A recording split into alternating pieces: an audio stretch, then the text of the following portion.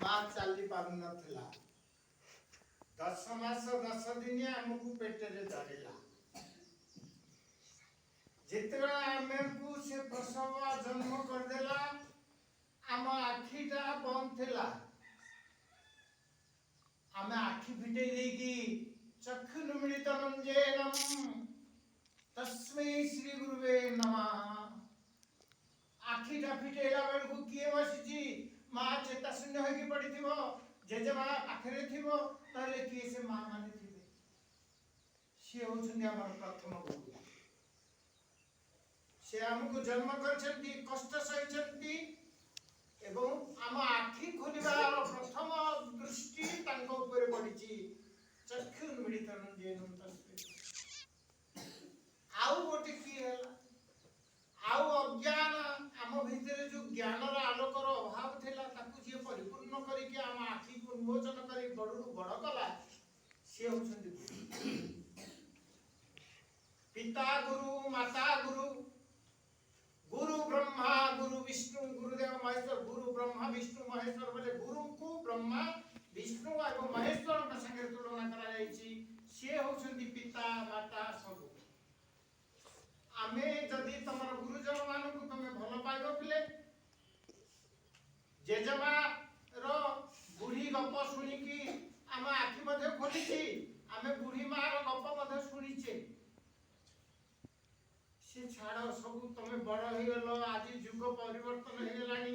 ତମେ ହଉ ଡ୍ରେସ ପତ୍ର, ଆମେ ତ ଆଗରୁ ହାଫ ପ୍ୟାଣ୍ଟ ଖଣ୍ଡେ ପିନ୍ଧିକି 10ମ ଶ୍ରେଣୀ ପରୀକ୍ଷାକୁ ଯାଇଥିଲେ। ଏଇ ଲୋକଙ୍କ କଥା କହୁଛି ଟିକେ। ଏଇ ଯୋଉ ଫଟୋ ରହିଛି, କାହିଁକି ରହିଛି? ସେ ଆମ ପାଇଁ କିଛିଟା କରିଛନ୍ତି, ଶିକ୍ଷା ପାଇଁ ସେ କିଛିଟା କରିଛନ୍ତି। ସେ ଜଣେ ଶିକ୍ଷକ ଥିଲେ, ତାପରେ ସେ ହେଲେ ଭାଇସ୍ ପ୍ରେସିଡେଣ୍ଟ। ପ୍ରେସିଡେଣ୍ଟ ହେଲେ କଣ? ପ୍ରେସିଡେଣ୍ଟ ଆମ ରାଷ୍ଟ୍ରପତି, ଦେଶର ସର୍ବୋଚ୍ଚ ନେତା, ରାଷ୍ଟ୍ରର ପତି ସେ ପର୍ଯ୍ୟନ୍ତ। ଜଣେ ଶିକ୍ଷକ ତାଙ୍କର ନିଜର ଜ୍ଞାନ ବଳରେ ସେ ଆଜି ତାଙ୍କର କଥା ଆମେ ମନେ ପକାଉଛେ, ତାଙ୍କୁ ଫୁଲ ଚନ୍ଦନ ଟିକେ ଦଉଛେ। ସେ ନାହାନ୍ତି, ସେ ଯାଇକି କୁଆଡେ ଉପରେ ନାଚ କରୁଛନ୍ତି କି ଖେଳୁଛନ୍ତି, କଣ ଆମେ ଦେଖିଛେ କି ଉପରେ ଉପରେ କଣ ଗୋଟେ କରୁଛନ୍ତି ସେ। କିନ୍ତୁ ଆମ ପାଖରେ ଯୋଉ ନାଚଟା ଛାଡି ଦେଇକି ଯାଇଛନ୍ତି, ଆମେ ନାଚ କରୁଛେ, ଅଖା ଦଉଛେ, ଗୁଣ ଗାଉଛେ, କରୁନେ? ଆଜି ଫୁଲମାଳ ଦେଇଦେଲ, ଧୂପ ଟିକେ ଦେଇଦେଲ। ସିଏ କାଲି ତମକୁ ସେଇ ଦୃଷ୍ଟିଟା ଦେଇଛନ୍ତି। ତମେ ଦଉଥିବ, ଆମ ପରେ ଯିଏ ଆସିବେ ସିଏ ଦେବେ, ଏମିତି କ୍ରମାନ୍ୱୟରେ ଚାଲିବ। ସିଏ ହଉଛନ୍ତି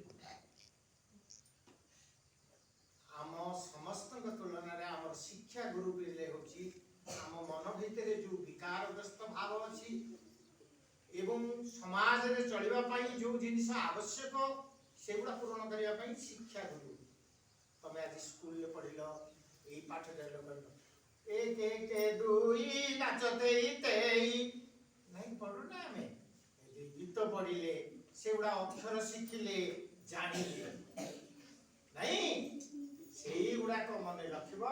ବାପା ମା ମାନଙ୍କୁ ଭକ୍ତି କରିବ, ଗୁରୁଜନଙ୍କ ସାଙ୍ଗରେ ଭକ୍ତି କରିବ। ତାଙ୍କ ସାଙ୍ଗରେ ନିଜର ପିଲା ଛୁଆ ଭଳି ତାଙ୍କ ସାଙ୍ଗରେ ଲାଗିଲେ ତାଙ୍କଠୁ କିଛିଟା ଶିକ୍ଷା ପାଇବ। ନ ମାଗିଲେ ତ ପିଲା ଖାଇବାକୁ ପାଉନି। ପିଲା ଯଦି କଲା, ମା କହିଲା ମୋ ପୁଅକୁ ଭୋକ ଧାଇଁ ଆସ। ସେମିତି ତମେ ମାନେ ଯାହା ଗୁରୁଙ୍କୁ ପଚାରିବ, ତାଙ୍କଠୁ ଯେତିକି ଟାଣିକି ନବ ସେ ଦବାକୁ ପ୍ରସ୍ତୁତ।